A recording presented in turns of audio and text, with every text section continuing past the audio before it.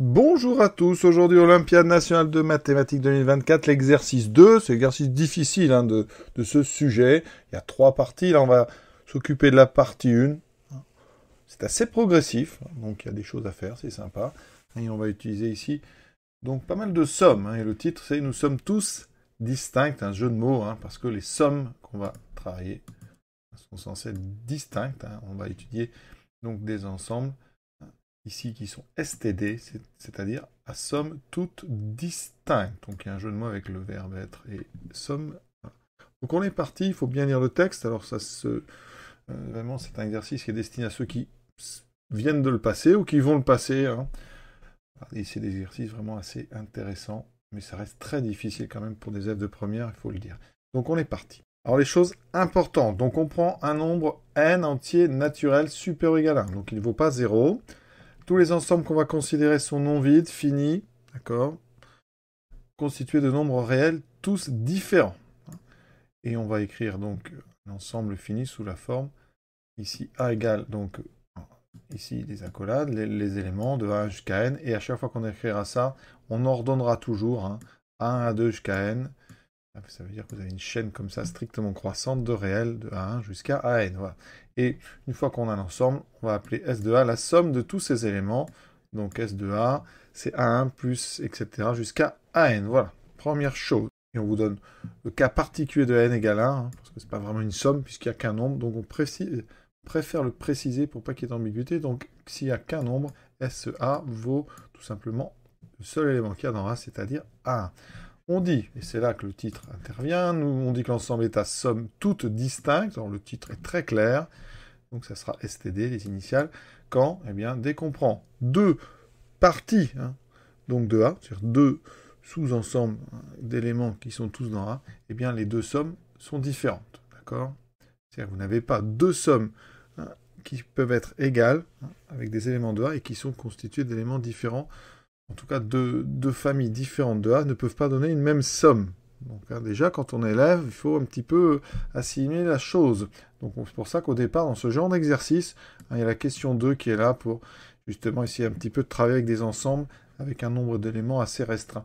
Donc voilà. Et alors après, on a déjà une première chose ici. Cela revient à demander, voilà, il y a déjà 2 puissance n moins une somme que l'on peut former avec des éléments d'être tous distincts. Donc la première question, ça va être d'expliquer justement ce 2 puissance n moins 1 qui arrive un petit peu comme ça.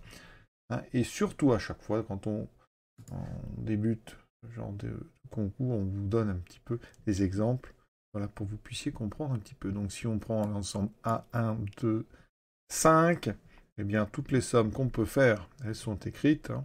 Donc il y a les sommes avec un seul nombre, 1, 2, 5. Les sommes avec deux nombres, 1 plus 2, 2 plus 5, 1 plus 5. Ça c'est les nombres, les sommes donc avec deux nombres.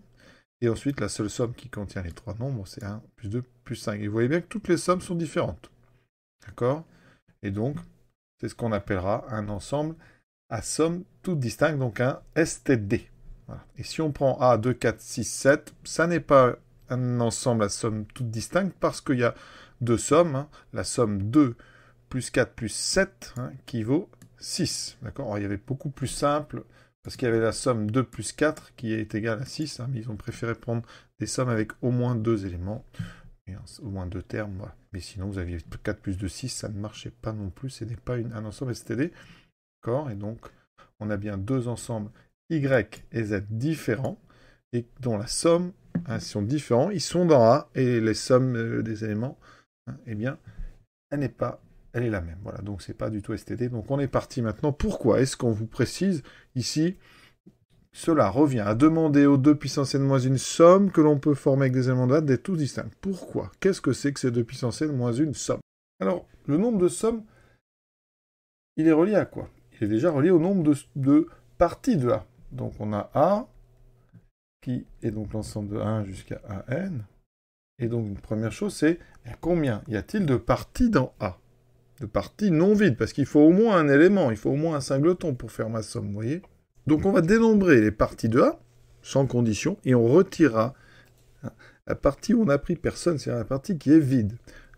Donc, comment est-ce qu'on fabrique une partie de A? Eh bien, en fait, pour chaque élément I, avec I c'est un entier, donc, entre 1 et n, eh bien, pour chaque élément i, donc à 1, à 2, etc., jusqu'à n, on doit choisir si on le met ou pas dans notre partie. On choisit. Si on donc le met ou pas, ou si on le met ou non dans la partie. Donc quand on fabrique une partie de A, pour chaque élément, on doit se dire est-ce que je le mets ou pas. Et donc, on a deux choix. Donc deux choix par élément i. D'accord? Donc ça veut dire que on va avoir ces principes de dénombrement. Si on devait faire un arbre, on aurait deux choix pour A, qui sont multipliés par les deux choix pour A2, etc. Multipliés par les deux choix pour n. Donc ici, on doit faire donc n choix, et donc ça va faire 2 puissance n. Donc il y a en fait 2 puissance n parties dans A. On vient donc montrer qu'il existait 2 puissance n parties de A, dont une qui est vide. Donc on a 2 puissance n moins 1 partie de A non vide. Toutes ces parties sont différentes, puisque eh bien, tous les éléments A1 jusqu'à n sont différents.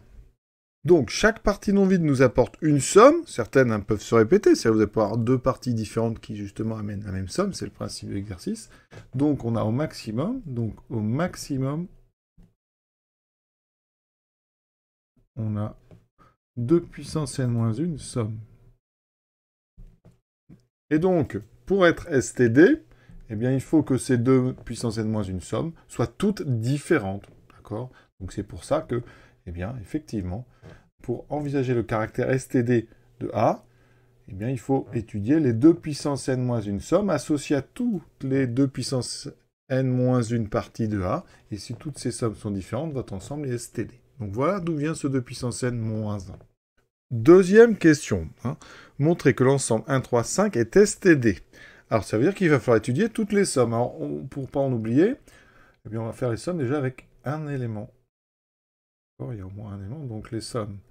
Alors, avec un élément, il y a 1, 3 et 5. Ensuite, avec deux éléments, donc il y a 1 plus 3, ça fait 4. Vous avez 1 plus 5 qui fait 6, 3 plus 5 qui fait 8. Vous voyez, les éléments sont classés dans l'ordre croissant, comme c'est bien précisé dans le texte. Ensuite, il y a la somme avec 3, donc 3 et 1, 4 et 5, 9. D'accord? On a donc 7 sommes possibles, effectivement. Le cardinal de A, A, il a 3 éléments. Donc 2 puissance n moins 1, ça fait 2 puissance 3 moins 1, ça fait 7. On a bien 7 sommes à regarder.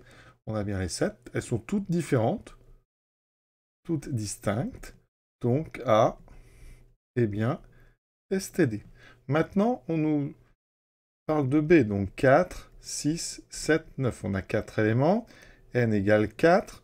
2 puissance n moins 1 vaut 2 puissance 4 moins 1. Ça fait 15. Donc il y a 15 sommes.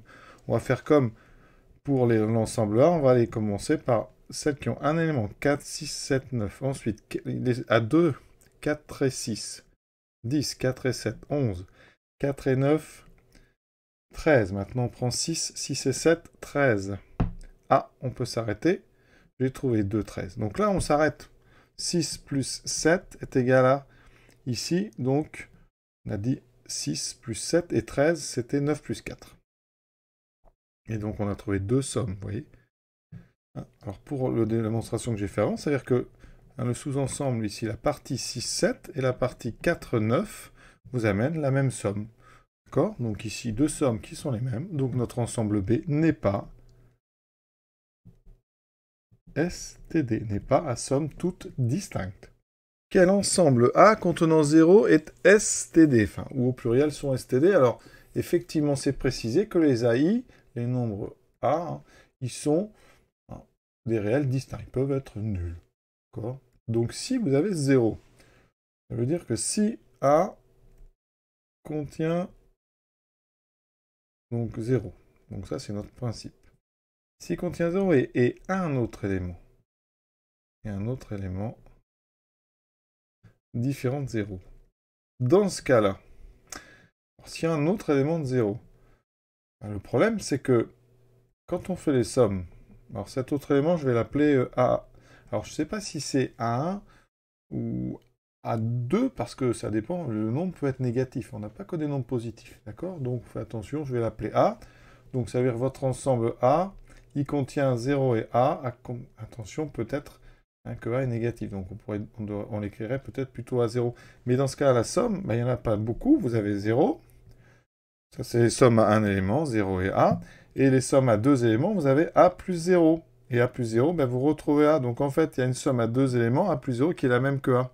Donc obligatoirement, si vous mettez un autre élément que 0, la somme A plus 0 redonnera l'autre élément. Et donc, ça veut dire que si A contient un autre élément, il n'est jamais STD. Donc le seul STD contenant 0, c'est l'ensemble, justement, le singleton 0. Donc, je fais avec un exemple. Si vous mettez 0, 1, eh bien, forcément, vous avez les sommes à un élément et vous avez la somme 0 plus 1. Et donc, vous voyez que ça n'est pas STD. Donc, il faut uniquement le singleton 0. Soit A et B, deux ensembles non vides définis de réels distincts, avec A inclus dans B. C'est-à-dire que A est un sous-ensemble de B, ou ce qu'on appelle une partie. Bien, on va montrer que si B est à somme toute directe, alors A l'est aussi. On a pris A non vide, B non vide. A est inclus dans B. Donc tous les éléments de A sont dans B. Ça veut dire que, en fait, toutes les sommes d'éléments de A sont donc des sommes d'éléments distincts de A, sont des sommes d'éléments distincts de B. Or, B est STD, donc toutes les sommes de B, donc toutes ces sommes, alors je vais plutôt être clair, donc toutes les sommes de B sont distinctes. Et puisque les sommes de A sont toutes des sommes de B, et donc par conséquent, les sommes de A sont aussi distinctes. Ça veut dire qu'on peut aussi raisonner par l'absurde. Supposons que A ne soit pas STD. Ça veut dire que dans A, vous auriez deux sommes égales. Et comme ces sommes seraient aussi des sommes de B, ça impliquerait que dans B, il y a deux sommes égales. Et donc B ne serait pas STD. Vous voyez ? On pourrait faire ça. Vous voyez ? A n'est pas STD implique de façon assez évidente que B n'est pas STD. Donc en prenant ce qu'on appelle la contraposée, le contraire de ce qui est à droite, donc B STD implique le contraire de gauche, c'est-à-dire A STD. C'est un autre type de raisonnement qu'on appelle un raisonnement donc par contraposé. Voilà. Alors la question B, l'ensemble B peut-il être STD si A ne l'est pas? Alors en fait je viens un peu de le faire avec la contraposée, parce que nous on vient de montrer que B STD implique A STD, donc contraposé de la question petit a, pas grand a, eh bien ça fait que on a dit A non STD implique B non STD. Donc B ne peut pas être STD si A ne l'est pas. On continue. Soit A un ensemble non vide défini de réels distincts. Donc ça, c'est toujours le texte du début. On suppose que A n'est constitué que de nombres entiers. Donc A est inclus dans Z. L'ensemble des entiers relatifs. Il peut être négatif. Et A est STD. Toutes les sommes, donc, vont être différentes. Justifier que si on rajoute l'élément 1/2 à A, eh bien, on reste dans un ensemble STD. Considérons donc B, l'ensemble A union 1/2. Alors, c'est la nature d'un demi qui fait que ça marche. 1/2, ce n'est pas un entier. D'accord ? 1/2, c'est donc un rationnel, même un décimal. Et donc, qu'est-ce qu'on a comme somme? Les sommes qu'on peut faire avec B. Eh bien, on a déjà, si on ne prend pas l'élément 1/2, on a toutes les sommes de A. D'accord ? Toutes les sommes de A qui sont toutes directes. Toutes distinctes, puisque A est STD. Et ensuite, eh bien, comme on a rajouté un élément, on a les sommes de A auxquelles on ajoute 1/2.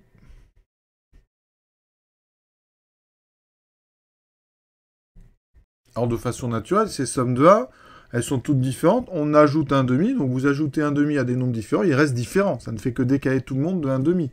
Donc ici, celles-ci, elles sont toutes différentes. Ce sont les mêmes qu'avant, mais auxquelles on a rajouté 1/2. Donc, regardez, si on prend deux sommes différentes. Si on prend deux sommes qui sont du côté gauche, on va appeler côté gauche ici, côté droit. Si on prend deux sommes de G, on sait qu'elles sont distinctes. Parce qu'on a dit, hein, ce sont des sommes de A qui est STD. Si on prend deux sommes du côté droit, donc deux sommes auxquelles j'ai ajouté un demi, ce sont juste les sommes de A qui sont toutes différentes, on a rajouté un demi à tout le monde, on n'a fait que décaler d'un demi, ça veut dire qu'ici, elles sont elles aussi toutes différentes. Maintenant, si je prends une somme du côté gauche et une somme du côté droit, est-ce qu'elles peuvent être les mêmes? Eh bien non, parce qu'à gauche, ce sont des sommes d'entiers, donc on est dans Z, c'est relatif, alors qu'à droite, ce sont des entiers auxquels on a ajouté un demi, elles n'appartiennent plus à Z. Elles sont dans les décimaux non entiers, donc ça veut dire que ces deux sommes, elles sont forcément différentes. Donc dans toutes les sommes qu'on peut former dans l'ensemble A union 1 demi, eh bien, vous n'aurez jamais deux sommes égales, puisque soit vous avez deux sommes qui sont des sommes de A qui est STD, soit des sommes de mon ensemble A auquel j'ai rajouté un demi qui est forcément, eh bien, ça fait des sommes toutes différentes, ou alors des sommes qui sont mixtes, une somme d'éléments que de A, avec une somme d'éléments de A auquel on a rajouté un demi, donc on compare ici deux nombres qui sont dans Z et l'autre qui n'est pas dans Z, donc ne peuvent pas être égales. Donc on a effectivement, eh bien, B qui est STD. Maintenant, C. Je prends B union racine de 2, c'est-à-dire A union 1 demi, l'ensemble qui contient 1 demi, racine de 2. Alors, les sommes que je peux faire avec des éléments de C, eh bien, c'est les sommes donc, que je peux faire avec les éléments donc, de B. Alors, comme B qui est STD, eh bien, ces sommes, elles sont toutes différentes. D'accord? Ou alors, je peux faire des sommes de B auxquelles je rajoute, auquel on ajoute racine de 2. D'accord? Et là, eh bien, elles sont aussi toutes différentes. Parce que c'est celle de B qu'on a décalé de racine de 2. Donc là, il n'y a pas de problème. Celles-là, elles sont toutes différentes. Maintenant, est-ce que dans toutes ces sommes, je peux en avoir deux qui sont égales? Alors, c'est exactement ce qu'on vient de faire juste avant. Sauf que là, tout à l'heure, c'est le caractère donc décimal de 1 demi qu'il avait emporté, décimal non entier, ou j'avais utilisé rationnel non entier, mais la racine de 2, lui, ça n'est pas un rationnel, c'est un irrationnel. Et donc, c'est ça qui va nous permettre de différencier les sommes du côté gauche ici et du côté droit. Alors, on a encore un côté gauche ici, c'est les sommes que j'ai prises avec uniquement des éléments de B, les sommes du côté droit avec des éléments de B auxquels je rajoute racine de 2. Donc, si on prend, comme tout à l'heure, deux sommes de G, évidemment, elles sont différentes, parce que ce sont des sommes d'éléments de B qui est STD. Ensuite, j'ai deux sommes du côté droit, qui sont, on a vu, toutes différentes, on l'a déjà dit. Et on peut comparer aussi deux sommes, mais une somme du côté gauche et une somme du côté droit. Est-ce qu'elles peuvent être égales? Eh bien non, elles sont différentes. Et pourquoi? Eh bien parce qu'une somme d'éléments de gauche, c'est-à-dire c'est une somme que j'ai fabriquée avec des éléments, donc c'est une somme d'éléments de B qui sont tous des décimaux, donc une somme de ce côté appartient à l'ensemble des décimaux. Une somme du côté droit, c'est donc un décimal plus racine de 2. Un décimal plus racine de 2, eh bien on sait que ça n'appartient pas à l'ensemble des décimaux. Pourquoi? Parce que, imaginons, soit D appartenant à D, on sait que racine de 2 n'appartient pas à D, d'accord? Donc supposons que D plus racine de 2 appartiennent à D. Dans ce cas-là, on sait que si je prends un décimal que je lui enlève D, c'est encore décimal. Ça veut dire que D plus racine de 2 moins D, eh bien, dans ce cas, ça appartiendrait aussi à D. Ça appartiendrait à D. D'accord? Puisqu'un décimal, si je lui enlève un décimal, ça reste décimal. Donc ici, ça voudrait dire que racine de 2 appartient à D. Or, on sait que rationnel n'appartient pas à D. C'est un irrationnel, il n'est donc pas rationnel, il n'est donc pas décimal. Donc, c'est absurde. Ça veut dire que D plus racine de 2, ma supposition ici, elle est fausse. D plus racine de 2 n'appartient pas à D. Ça veut dire que ici, une somme de mon côté gauche, ici, constitué d'éléments de B, ne peut pas être égal à une somme de mon côté 3, constituée d'éléments de B auquel j'ai rajouté racine de 2. D'accord? Et donc, conclusion, eh bien, deux sommes quelconques issues de mon ensemble C ne peuvent pas être égales. Et donc, C est aussi STD. On va s'arrêter là. La prochaine étape, c'est la partie 2 et le début de la partie 3. La partie 2, on étudie une suite, d'accord, définie par récurrence. Et ensuite, la partie 3, on va étudier des suites STD. Donc, on verra ce que c'est. Ça commence à se compliquer un petit peu avant la dernière partie terrible. Voilà, à bientôt.